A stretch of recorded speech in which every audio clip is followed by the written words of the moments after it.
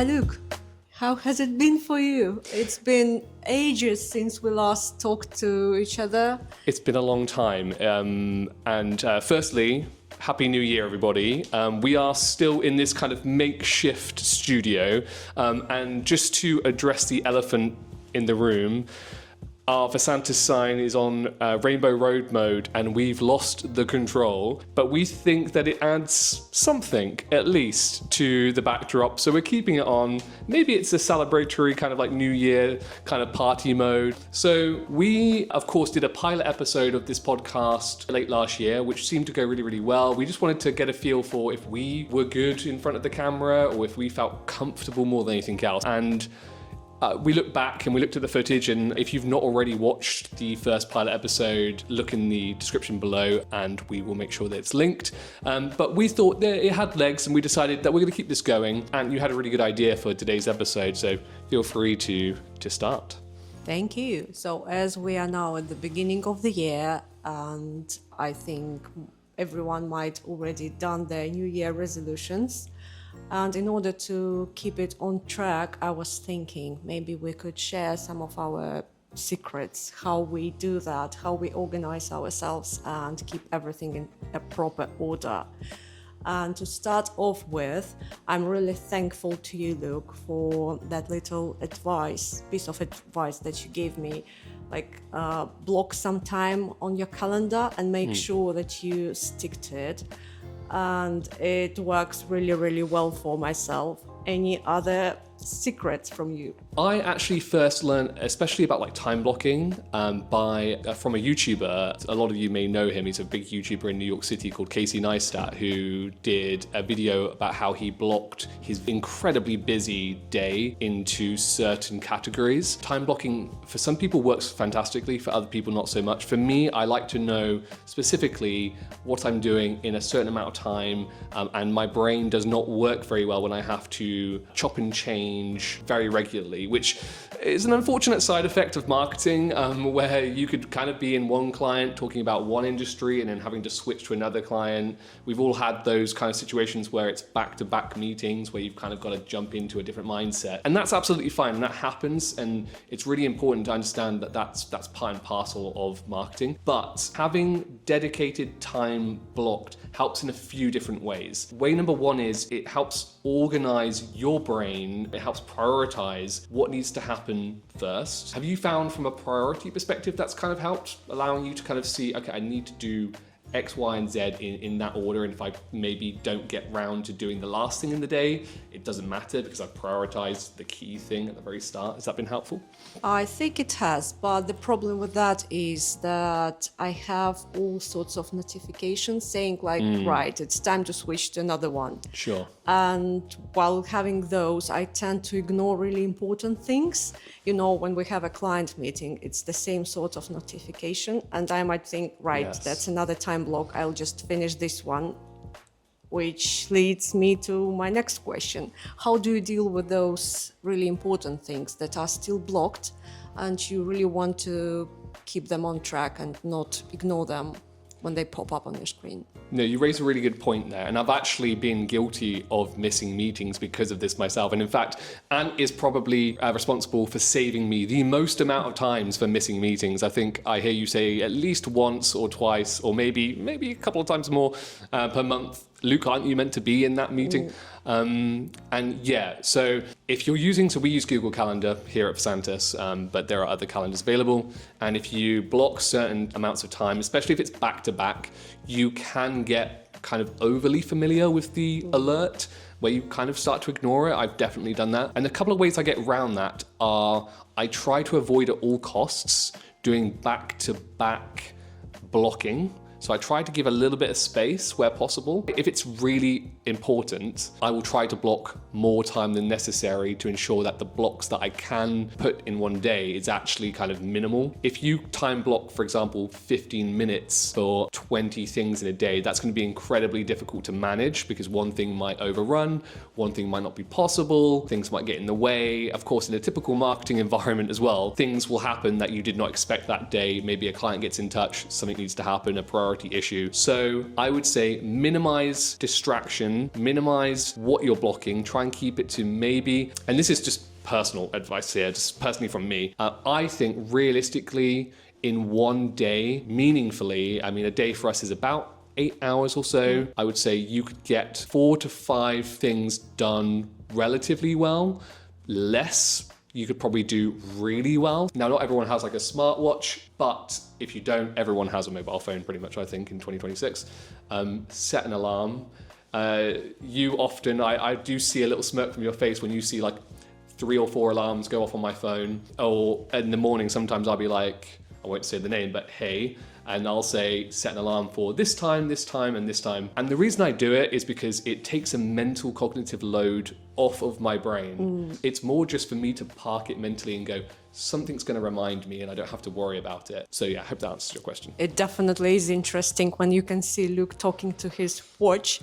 Does it have a name at all? No, do you know what? And I don't just talk to I talk to my watch, I talk to my phone, and recently as well, I've been really taking advantage of like using ChatGPT's talking functionality as well. So probably shouldn't really admit this on a podcast, but like there'll be times where if I don't want to listen to an audiobook in the car and I want to learn about something, I will quite literally be driving with ChatGPT's chat model and we'll just be having a dialogue. And so I'll want to learn about something. So at the moment, I'm trying to figure out, I want to upgrade my house by the end of 2026, hopefully. And I had a load of questions that I want to ask. And of course, it's not as good as having like a solicitor or a mortgage advisor. It allowed me to ask questions to and from, like I was having a mobile conversation with somebody, hands-free of course, but with an expert who knows everything essentially. And you don't have to trust every word they say, but I've learnt more than I have done Googling because I haven't had time to Google. So what a clever way to... Have you ever done that before? No. I'm going to try not to go off topic here,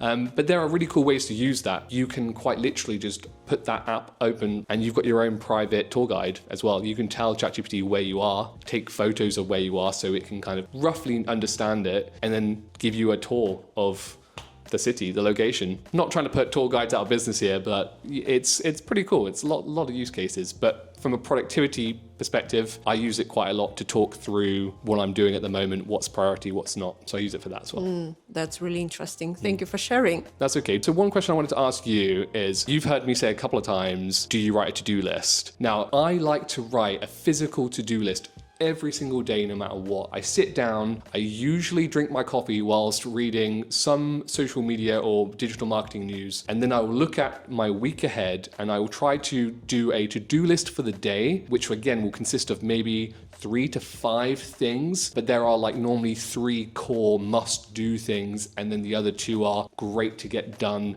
but not 100% necessary to finish and complete. And then I will kind of look for the week. And I'm not saying you have to plan the week out every single day, but I find just understanding what you want to get at the very end of the week on Friday really helps you then understand what you need to do that particular day. How have you been finding to-do lists? I'm putting out on the spot here because I don't know if she actually currently does them as often as I think she do does. indeed. I like brilliant. pencil and paper, and I love that feeling when you have all your thoughts on a paper. It sort of takes some weight off your shoulders for some reason. It's that mental cognitive like offloading, like I mentioned before about like setting an alarm. So I have my notebook and I have all my plans first thing Monday in the morning when I have them written down for the week ahead. Yeah. And then every single day I start by ticking off what has been done. And then I keep like a shorter list for the day. And it's good to know about the 4 to 5 things, because otherwise I think like I'm doing not enough and I might have 10 things on my list, which makes me a bit frustrated at the end of the day when I've only done 4 of them. Do you know, you raise a really good point, and this goes kind of back to a little bit of my management training as well, and that is that motivation is the main currency of individuals. So if you're managing a team or you're just managing yourself, it can be very easy to say, right, I have this list of things I need to do and I need to complete them by this date and get it done. But motivation and energy and enthusiasm, that's almost like fuel in the tank. If your motivation is low, or you set yourself up to fail, so each time you plan something, you don't reach it and you constantly fail to reach it, you will probably give up. A great example of this is, I've got a few friends that are starting to run, friends that have never ran before. So they're doing like a couch to 5K thing, which some of you may know, but it's essentially where you start off walking, running a little bit, walking again, running. And if you set yourself up to fail, and I mean by signing up for a marathon on day one and failing, or saying, I need to run straight away 5K, 10K, and you constantly don't make it, depending on your mindset, some people don't mind that, but it can be crushing for you. And that's why you have to give yourself gradual goals. So for example, with me, I am majorly behind my top personal best pace. So I'm being really brutally honest with myself and saying, my next goal is to trim off 10 seconds for another 10 seconds. And so you have to kind of do that with work as well. So when you do your priority list, we've got plenty of clients here at Versantus. So we're at that stage now where we do have to really understand who's priority, give everyone the right amount of time, less is more, and try and stick to that 3 to 5 goals. And sometimes depending on the day, so we've got like a filming day coming up literally tomorrow where we're sort of filming intro videos for some of the team. That's going to take up a huge amount of the day. So my normal to-do list is going to have to adapt. It's going to have to change. So that's another thing you have to get into your mindset, is you will have routine, but there'll be times where that routine is tested, and that's okay. How do you deal with when you don't achieve a certain goal? So like at the end of the day, you wanted to finish something. How does that make you feel? And how do you overcome that usually? I won't talk it through. You know me. Yeah. I go back home, I open my laptop, and I finish everything that is planned. It's a bit of my perfectionism that is killing me slowly. It doesn't work. So I would love a piece of advice on that as well. I think a lot of people likely at home can relate to kind of when you start something, you want to get to that completion stage. I'd love to say that it's because for me, it's perfectionism as well. But I if I'm to really speak openly and honestly, I would say it kind of goes back to a little bit of that me wanting to reduce the mental load. So yes, I want it to be done right and perfect. And whilst I'm in that moment, I want to complete that thing. But at the same time, if I 75% complete it and I have to put my tools down, I'm a big believer that there should be really clear boundaries between like your work brain, your family brain. We both have kids now. I've got one child, you've got multiple kids, so you've been through this. And it's really important to kind of like have that distinction and leaving things at certain places. So that's why a couple of mechanisms that I use is I try to show up at a particular time, leave at particular times, and similar to time blocking, I know that there are certain times in the day that I have dedicated for particular reasons. Do you find with what you've learned in 2025, has that helped you move forward? Do you feel like you've moved forward? Sure, that's for sure. So I had a new hobby on my list last year. And as we all know, it's all about video now. So I had no clue about this last January. Mm-hmm. And now I really enjoy it. And I have it like my part-time hobby now. So I'm not get paid for that, but I really enjoy it. And I was thinking of discipline.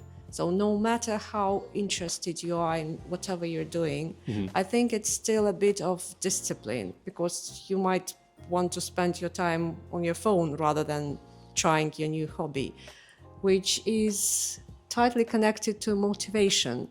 So how do you deal with being disciplined? I believe in terms of your running, it is a crucial thing to have. You've hit the nail on the head, exactly. Discipline is incredibly important. And discipline and routine kind of come hand in hand. You have to understand what you're trying to achieve at the end, but not necessarily focus on that end point, because it takes fractional effort to eventually get to that point. For 2026, I don't necessarily believe in setting New Year's resolutions or goals. I just believe in writing a list of what inspires you, what you want to achieve, what you want to learn, where you want to get to. Write those endpoints and then work backwards on that. So figure out what steps do you need to take in order to achieve those. Once you've got those steps, you need to figure out how do you then embed those steps into a routine? Because the steps alone, you can do them once and then forget. I believe you should genuinely enjoy what you're doing, because without that, you won't end up finishing or ticking that box for your goal. For my video thing, I had some little reels for Versantus by the end of the year, and I was surprised how happy that made our team, which gave me an inspiration to keep doing. Same with my reading goal. So last year I read 16 books, I think, and it was like a little 10-minute read before I go to bed. And it helped me to wind down, to relax, to switch to a sleepy mode. So, I mean, every single thing that you do, you have to have a little nice thing for yourself that you will be really enjoying. And I believe in that case, it will definitely work for you. I think that's the perfect way to end the episode. I agree entirely. I think you definitely have to enjoy what you do. There are definitely moments in life where you have to kind of go outside of that box of enjoyment, but ultimately it is the passion behind why we do what we do that then moves us forwards. So incredible way to end it. Thank you very much, Anne. I appreciate it. We'll see you in the next episode, right? Thank you. Bye-bye. Bye.